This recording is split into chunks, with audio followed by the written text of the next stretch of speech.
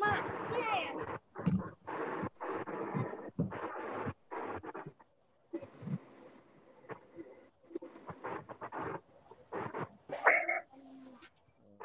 রহমানির রহিম। আমরা শুরু করি। আজকের টপিকস হচ্ছে ডাটা অ্যান্ড ভেরিয়েবলস এবং রিসার্চ এবং স্ট্যাটিস্টিক্স এর জন্য অত্যন্ত important topic data and variables. প্রথমে আমরা দেখি ডাটা কি। Data is plural number, singular number is datum. আমরা যদি ডিফাইন করি, data are the recorded value derive from variables.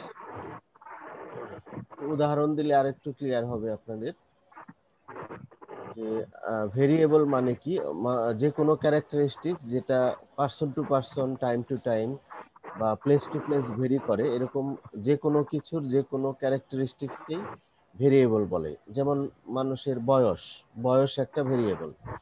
এখন একজনের বয়স 19 বছর, তাহলে বয়স ভেরিয়েবলের এগেইনস্টে আমি 19 বছর এইটা রেকর্ড করলাম বা নোট করলাম। তাহলে বয়স বা এজ এটা হচ্ছে ভেরিয়েবল, আর 19 বছর এটা হচ্ছে ডাটা।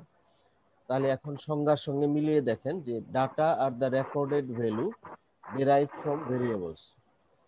তাহলে ভেরিয়েবলের এগেইনস্টে আমরা যে তথ্য রেকর্ড করি সেটাই হচ্ছে ডাটা। যেমন 19 বছর এটা হচ্ছে ডাটা, আর বয়স এটা হচ্ছে ভেরিয়েবল। আবার আরেকটা অন্যরকম ডেফিনেশনও আছে, অনেক পুরাতন ডেফিনেশন, অনেক এক্সামিনার এটা পছন্দ করে। Data are the raw material of information and information is the finished product of data. অর্থাৎ কোনো একটা তথ্যের যে কাঁচামাল বা তথ্যের যে র মেটেরিয়াল, সেটাই হচ্ছে ডাটা, এবং ইনফরমেশন হচ্ছে ডাটার ফিনিশড প্রোডাক্ট।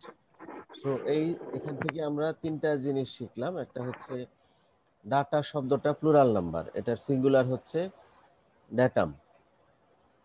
আর ডেফিনেশন দুই রকমের আছে। মূল ডেফিনেশন হচ্ছে data are the recorded values derive from variables. আর একটা অল্টারনেটিভ ডেফিনেশন হচ্ছে data are the raw materials of information and information is the finished product of data. Excuse me sir. জি জি, স্যার আমরা যে শিডিউল পাইছি এখানে স্যার টপিক ছিল sir organising and displaying data.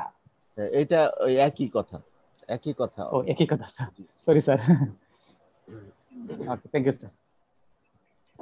তো এরপরে আমরা দেখব ক্লাসিফিকেশন অফ ডাটা। ক্লাসিফিকেশন বিভিন্ন ভাবে করা যায়। তো প্রথম যে ক্লাসিফিকেশন দেখাচ্ছি এটা হচ্ছে on the basis of measurement. Measurement অনুযায়ী প্রথমে quantitative data, data which can be measured or which take numerical value.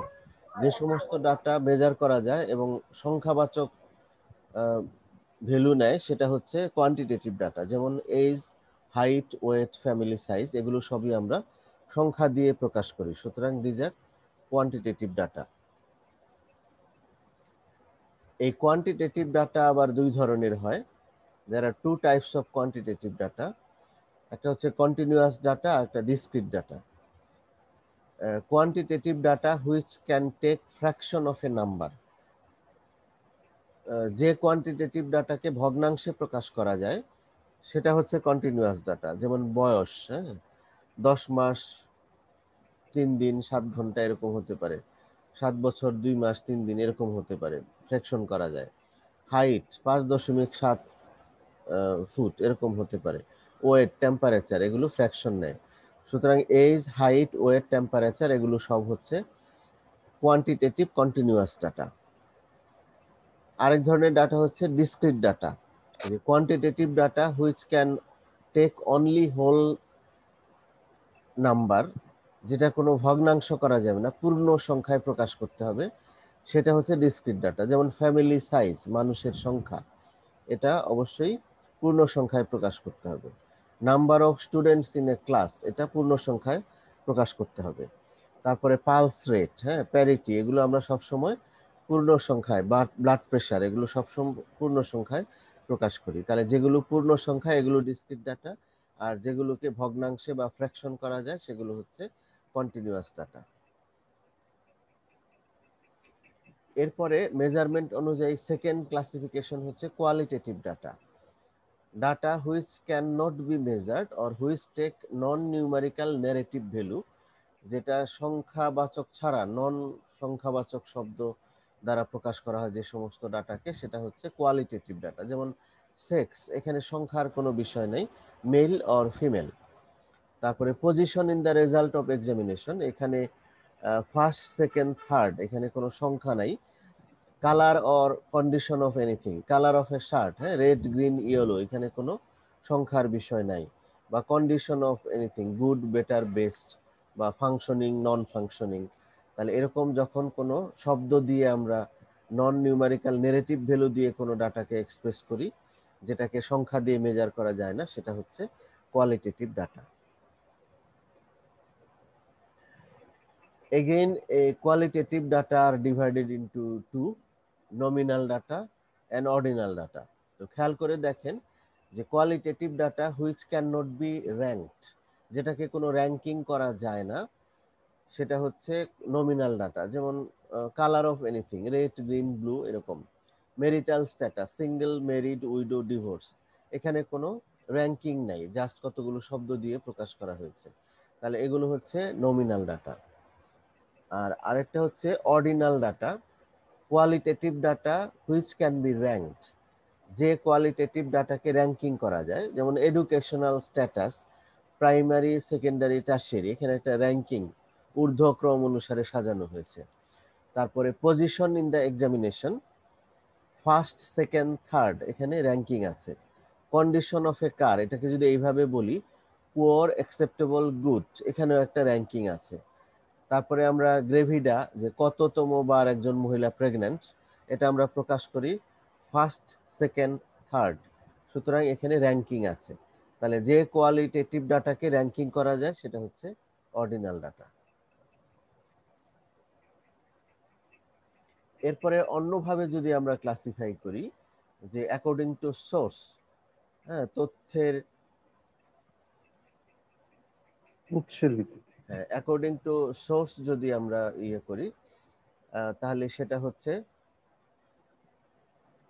Primary data, data collected for a specific purpose for first time by the researcher, যে প্রথমবার একজন researcher কর্তৃক যে ডাটাটা collect করা হয়েছে সেটা হচ্ছে প্রাইমারি ডাটা।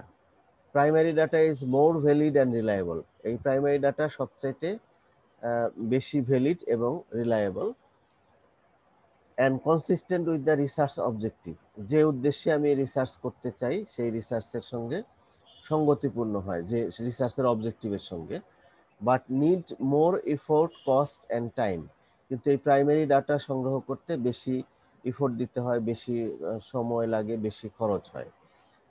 তাহলে আবারও আমরা দেখি যে data collected for the specific purpose for the first time by the researcher, সেটা হচ্ছে প্রাইমারি ডাটা। এই primary data more valid and reliable এবং consistent with the research objective, এটা হচ্ছে প্রাইমারি ডাটার অ্যাডভান্টেজ। কিন্তু need more effort, cost and time, এটা হচ্ছে প্রাইমারি ডাটার ডিসঅ্যাডভান্টেজ।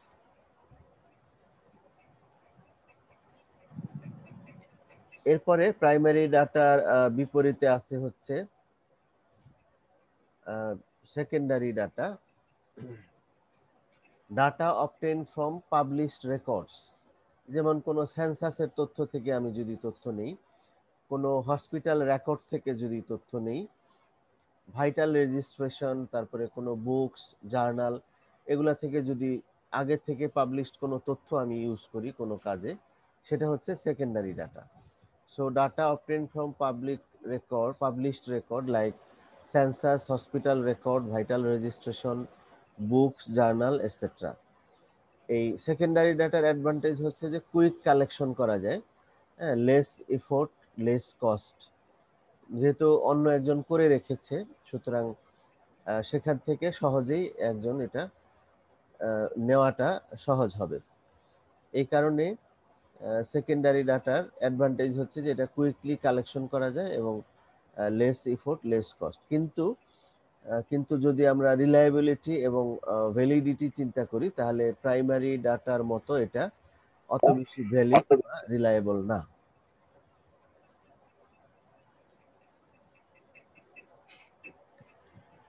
এরপরে আমরা দেখব যে methods of collection of data, data কিভাবে সংগ্রহ করা যায়। তো ডাটা সংগ্রহ করার বিভিন্ন রকম উপায় আছে, তার মধ্যে সবচাইতে বেশি ব্যবহার হয় ইন্টারভিউ বা সাক্ষাৎকার। সাক্ষাৎকার মানে হচ্ছে যে আমি যার থেকে তথ্য নিব তাকে কিছু প্রশ্ন করব এবং সে যে উত্তর দেয় সেই উত্তরটা আমি নিজে লিখে নিব, এটাই হচ্ছে ইন্টারভিউ। তো ইন্টারভিউ ফেস টু ফেস বা সামনাসামনি হতে পারে, আবার ইন্টারভিউ ইন ডেপথ ইন্টারভিউ হতে পারে, যে সামনাসামনি কিন্তু অনেক গভীরভাবে আলোচনা করা সময় নিয়ে। তারপরে টেলিফোন ইন্টারভিউ হতে পারে, যে ওভার টেলিফোন আমি কথা বলে প্রশ্ন জিজ্ঞেস করলাম, উত্তর জেনে নিলাম। তারপরে কি ইনফরমেন্ট ইন্টারভিউ বা KII, এটা হচ্ছে যে যাদের কোনো একটা পার্টিকুলার ইস্যুতে আমি যে যে বেশি জানে বা যে ওই বিষয়ে বিশেষজ্ঞ তাদের কাছ থেকে যদি তথ্য নিই, সেটা হচ্ছে কি ইনফরমেন্ট ইন্টারভিউ, বা তখন আমরা বলি এটাকে KII। হ্যাঁ, কেউ কি কিছু বলতে চাচ্ছেন? কোনো সমস্যা হচ্ছে? হ্যালো, বিপ্লব কুমার দেবনাথ, কিছু বলতে চাচ্ছেন? জি স্যার, হ্যাঁ, বলেন। আমি স্যার লিঙ্ক পাই নাই, সেই লিঙ্কটা চাচ্ছিলাম। লিঙ্কটা অন্য কেউ একজন দিয়ে দেন তো, যার যার কাছে লিঙ্ক আছে লিঙ্ক দিয়ে দেন। অ্যাটেন্ডেন্সের লিঙ্কটা যাদের কাছে আছে চ্যাট বক্সে দিয়ে দেন প্লিজ। বক্সে আছে তো স্যার। আবার নতুন করে দেন, যারা পরে জয়েন করে তারা হয়তো পায় না। আচ্ছা, তাহলে আমরা যেটা দেখলাম যে, দিয়ে দিছি। হ্যাঁ, thank you. Okay, thank you.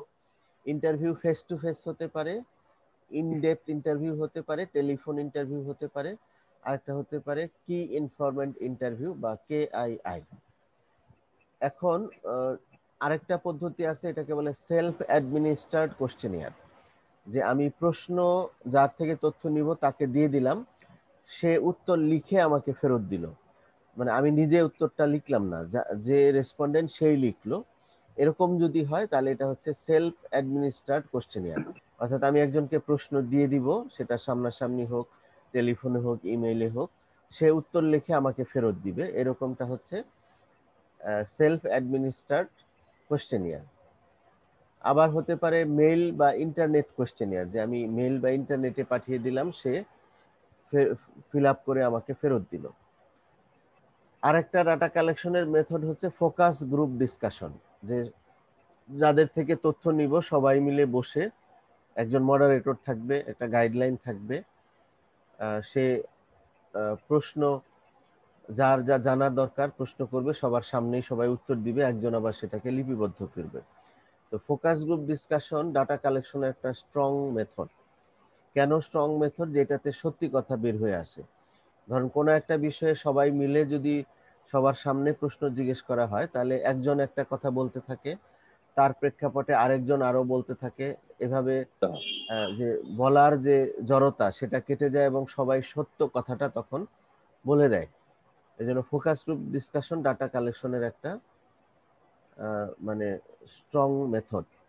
এবং আরো আগে আমি যে ইন্টারভিউ এর কথা বললাম, দেখেন একটা আছে ফেস টু ফেস ইন্টারভিউ আর একটা ইন ডেপথ ইন্টারভিউ।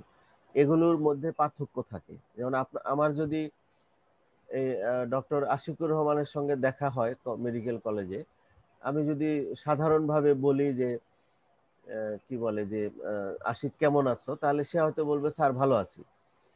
কিন্তু আরেকটু দাঁড়িয়ে যদি সময় নিয়ে জিজ্ঞেস করি যে কি খবর, তোমার ওয়াইফের পোস্টিং কোথায়, তোমার পোস্ট গ্রাজুয়েশনের কি খবর, হসপিটালে ডিউটির কি অবস্থা, তাহলে দেখা যাবে যে অনেক সমস্যা বের হয়ে আসছে। হয়তো পারিবারিক সমস্যা, হসপিটালে এই করোনার সমস্যা, অ্যাটেন্ডেন্সের সমস্যা। এইভাবে লাস্টে দেখা যাবে যে ডক্টর আশিক ভালো নেই। তাহলে খেয়াল করে দেখেন যে প্রথমে সুপারফিশিয়াল বা ফেস টু ফেস ইন্টারভিউ নিলে সে ভালো ছিল, তথ্যটা হচ্ছে সে ভালো ছিল। আবার যখন ইন ডেপথ ইন্টারভিউ নিলাম, আলটিমেটলি সে ভালো নেই। তাহলে এই মেথডের উপরে বা আমি কি তথ্য চাচ্ছি সেটার উপর ডিপেন্ড করে মেথড চুজ করতে হয়, যাতে সঠিক তথ্যটা বের হয়ে আসে। তারপরের মেথড হচ্ছে অবজারভেশন, যে কোনো কিছু না জিজ্ঞেস করে শুধু দেখে দেখেই তথ্য নেওয়া যায়। যেন এই যে আপনাদের অস্পি বা অস্কি হয়, সেখানে কি হয়, আপনাকে হয়তো লিভার পালপেট করতে দিল, আর এক্সামিনার শুধু চেয়ে চেয়ে দেখলো আপনি কি করলেন, এবং সে তার কাছে যে চেকলিস্ট সেখানে লিখে নিল। অথবা আমি একটা হল রুমে গিয়ে সেখানে কাউকে কিছু জিজ্ঞেস করলাম না, আমি অনেক তথ্য নিয়ে আসতে পারবো। ওখানে কয়টা এসি আছে, কয়টা ফ্যান আছে, কয়টা চেয়ার আছে, কয়টা জানালা আছে। তো এরকম কোনো কিছু না জিজ্ঞেস করে শুধু অবজার্ভ করে তথ্য নিয়ে আসাটা হচ্ছে অবজারভেশন। কোনো কিছুর এক্সামিনেশন করে বা মেজার করেও তথ্য সংগ্রহ করা যায়, মাপঝোঁক করে বা মেজার করে। রিভিউ অফ রেকর্ডস, যেটা সেকেন্ডারি ডাটার ক্ষেত্রে বললাম, যে কোনো একটা বই, জার্নাল বা কোনো আর্টিকেল থেকে আমরা তথ্য নিতে পারি, সেটা হচ্ছে রিভিউ অফ রেকর্ডস। এছাড়া combination of any two or more method, উপরের যে কোনো দুই বা ততোধিক মেথডের কম্বিনেশনের মাধ্যমে তথ্য সংগ্রহ করা যেতে পারে। এবং আমাদের চিকিৎসকদের যে ডাটা কালেকশনের মেথড, সেখানে বেশিরভাগ থাকে মিক্সড মেথড। আমরা সাধারণত রোগীর কাছ থেকে হিস্ট্রির মাধ্যমে কিছু তথ্য নেই, তারপরে রোগীর ক্লিনিক্যাল এক্সামিনেশন বা মেজারমেন্ট করে কিছু তথ্য নেই, এবং ল্যাবরেটরি ইনভেস্টিগেশনের রেকর্ড থেকে কিছু তথ্য নেই। তো এই জন্য এরকম পেশেন্টদের ক্ষেত্রে আমরা সাধারণত কম্বাইন মেথড ইউজ করি। এবং পরে আমি দেখব যে এই কম্বাইন মেথডের জন্য আমরা কি টুল ইউজ করি। এরপরে ডাটা কালেকশন করার জন্য আমরা যে ইনস্ট্রুমেন্ট বা টুল বা যা নিয়ে আমরা যাই ডাটা কালেকশনের জন্য, যে যে কোশ্চেনিয়ার বা যে চেকলিস্টটা নিয়ে যাই, সেটাকে বলে ডাটা কালেকশন টুল, অথবা এরই আরেক নাম হচ্ছে research instrument. So these are the tools which are use to collect data. যেমন কোশ্চেনিয়ার, আমি যদি ইন্টারভিউয়ের মাধ্যমে তথ্য নেই তাহলে আমার কোশ্চেনিয়ার ইউজ করতে হবে। আর যদি অবজারভেশনের মাধ্যমে তথ্য নেই তাহলে চেকলিস্ট ইউজ করতে হবে। যদি ফোকাস গ্রুপ ডিসকাশন করি তাহলে গাইডলাইন ইউজ করতে হবে। এছাড়া বিভিন্ন যে কোনো রকমের ফর্ম ইউজ করা যেতে পারে। সো ডাটা কালেকশন টুল বা রিসার্চ ইনস্ট্রুমেন্ট হচ্ছে tool which are used for collection of data. এবং commonly use data collection tools হচ্ছে কোশ্চেনিয়ার, চেকলিস্ট, গাইডলাইন, ফর্মস, এগুলো। এরপরে ডাটা কালেকশন করার পরে ডাটা অ্যানালাইসিস করতে হয়। তো অ্যানালাইসিস অংশটা আমরা অন্য ক্লাসে পড়ব। এখন আমরা দেখব ডাটাকে আবার কিভাবে প্রেজেন্ট করতে হয়, রেজাল্ট তৈরি করে কিভাবে প্রেজেন্ট করতে হয়। তো এখানে মনে রাখবেন যে টেবিল বা টেবুলার ফর্মে যে কোনো ধরনের ডাটাকে প্রকাশ করা যায়, বোথ কোয়ান্টিটেটিভ এবং কোয়ালিটেটিভ। সব ধরনের ডাটাকেই আমরা টেবিলের মাধ্যমে প্রকাশ করতে পারি। কিন্তু যে গ্রাফিক্যাল ফর্মে ডাটার যে প্রেজেন্টেশন, সেটা কোয়ান্টিটেটিভ ডাটার জন্য একরকম আর কোয়ালিটেটিভ ডাটার জন্য আরেক রকম। তো graphical form for quantitative data, quantitative ডাটার জন্য আমরা histogram, frequency polygon, line diagram, scatter diagram, stem and leaf diagram, box and whisker plot এগুলো ব্যবহার করি। এগুলো মানে অ্যাসাইন বা ফিক্সড ফর কোয়ান্টিটেটিভ ডাটা। তো আপনারা ইন্টারনেট থেকে বা বই থেকে একটা হিস্টোগ্রাম কিভাবে আঁকতে হয়, একটা ফ্রিকোয়েন্সি পলিগন কিভাবে আঁকতে হয়, লাইন ডায়াগ্রাম কিভাবে আঁকতে হয়, স্ক্যাটার ডায়াগ্রাম কিভাবে আঁকতে হয়, এগুলো দেখবেন। আর stem and leaf diagram, box and whisker plot অত দরকার নেই, কিন্তু প্রথম চারটা histogram, frequency polygon, line diagram, scatter diagram এগুলো কিভাবে আঁকতে হয় আপনারা নিজেরা এটা শিখে নেবেন, এটা আপনাদের হোমওয়ার্ক থাকলো। এরপরে কোয়ালিটেটিভ ডাটাকে আমরা প্রকাশ করি চারটা ভাবে: বার ডায়াগ্রাম, পাই চার্ট, পিক্টোগ্রাম এবং ম্যাপ ডায়াগ্রাম। বার ডায়াগ্রাম হচ্ছে যে বার একে যেটা প্রকাশ করা হয়, স্তম্ভ একে। পাই চার্ট আমরা জানি যে একটা পয়সার মতো, ওটাকে বিভিন্ন ভাগে ভাগ করে কত অংশে কি সেটা দেখানো হয়। পিক্টোগ্রাম হচ্ছে ছবি এঁকে ছবির মাধ্যমে কোনো কিছু প্রকাশ করা। ম্যাপ ডায়াগ্রাম আমরা সবাই এঁকেছি ছোটবেলায়, যে বাংলাদেশের পাহাড়ি অঞ্চল বাংলাদেশের ম্যাপের মধ্যে দেখিয়েছি, নদী অঞ্চল দেখিয়েছি বা বিভিন্ন বনাঞ্চল দেখিয়েছি। এটাই এরকম জিনিসই হচ্ছে ম্যাপ ডায়াগ্রাম, যে ম্যালেরিয়া বাংলাদেশের কোন অঞ্চলে হয়, আমি একটা ম্যাপ এঁকে লাল ডট দিয়ে দেখিয়ে দিলাম, এটাই একটা ম্যাপ ডায়াগ্রাম। তাহলে কোয়ালিটেটিভ ডাটার জন্য চারটা: বার ডায়াগ্রাম, পাই চার্ট, পিক্টোগ্রাম এবং ম্যাপ ডায়াগ্রাম।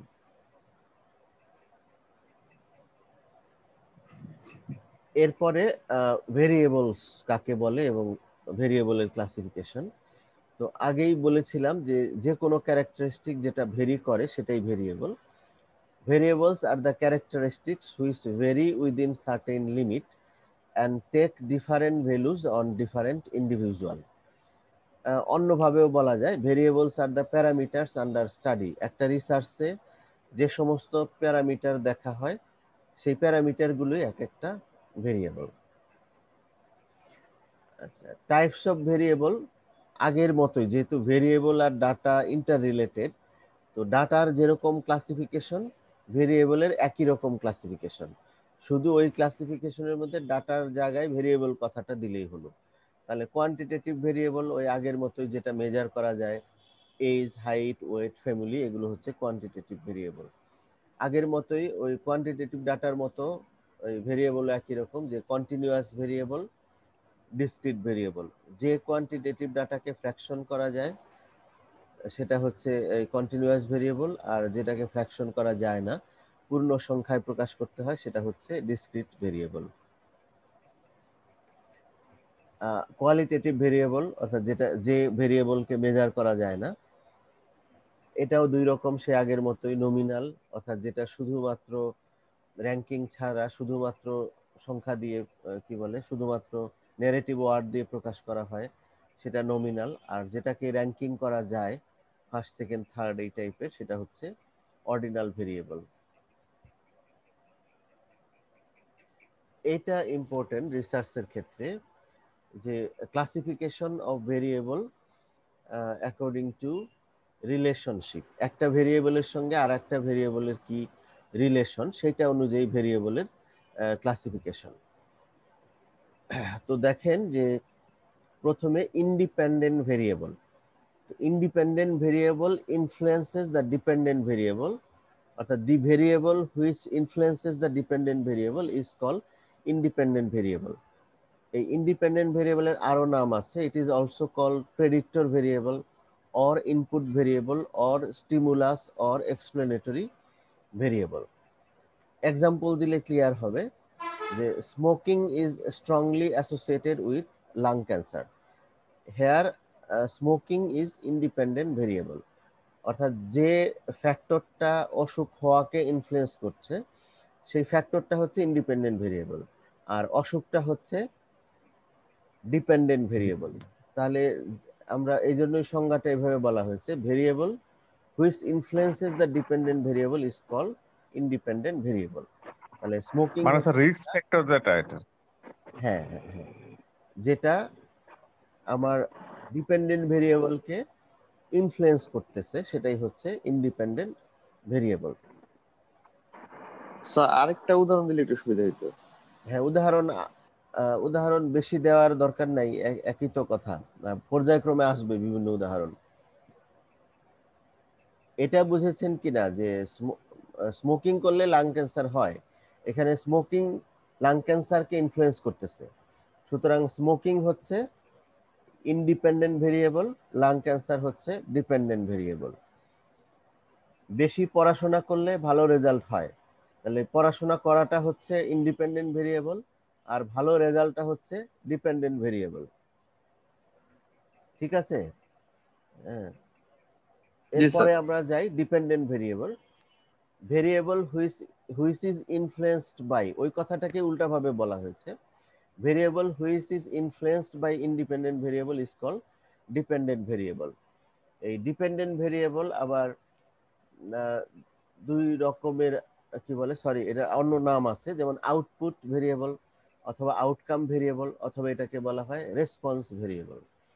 উদাহরণে আগেরটাই, smoking is strongly associated with lung cancer, এখানে লাং ক্যান্সার হচ্ছে dependent variable.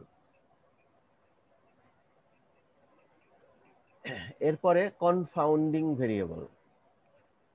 The variable which is associated with agent and apparently seems to be causal is called confounding variable. Here association is indirect or spurious in nature. উদাহরণ দিলে clear হবে। আমি বলেছি যে smoking is strongly associated with lung cancer, আবার alcohol intact এটাও apparently associated with lung cancer, কিন্তু smoking এর মতো অতটা স্ট্রংলি অ্যাসোসিয়েটেড না। এখন ইফ এমন পার্সন পাওয়া যাবে যে smoking goes together with alcohol intake, যে কিছু মানুষকে পাওয়া যাবে যারা একই সাথে স্মোকিং করে এবং অ্যালকোহল ইনটেক করে, তাহলে অ্যালকোহল ইনটেক এটারও যেহেতু কন্ট্রিবিউশন আছে লাং ক্যান্সার হওয়াতে, সে কারণে এই অ্যালকোহল ইনটেকটা একটা কনফাউন্ডিং ভেরিয়েবল, অর্থাৎ এটা আমার মূল মূল যে ফ্যাক্টর স্মোকিং তার সঙ্গে এটারও কন্ট্রিবিউশন আছে। এই ধরনের যেটা পাশ থেকে ইন্টারফেয়ার করে, এটা এক ধরনের ভেরিয়েবল যেটাকে কনফাউন্ডিং ভেরিয়েবল বলে। এরপরে compound variable, it is an etiological variable which is associated with another etiological variable and intensifies the etiological effect. Compound variable may itself can also act as an independent etiological factor. উদাহরণ খেয়াল করে দেখেন যে smoking and alcohol consumption together act as compound variable for causation of esophageal carcinoma. আগের উদাহরণে কিন্তু আমি lung cancer বলেছিলাম, এটা কিন্তু সেটা না, এটা হচ্ছে ইসোফেজিয়াল কার্সিনোমা। তো দেখা গেছে ইসোফেজিয়াল কার্সিনোমার ক্ষেত্রে স্মোকিংও কন্ট্রিবিউট করে, আবার অ্যালকোহল ইনটেকও সমানভাবেই কন্ট্রিবিউট করে। তো দুইটা যখন একসঙ্গে থাকবে তখন এই স্মোকিং অ্যালকোহল দুটো একত্রে হচ্ছে কম্পাউন্ড ভেরিয়েবল।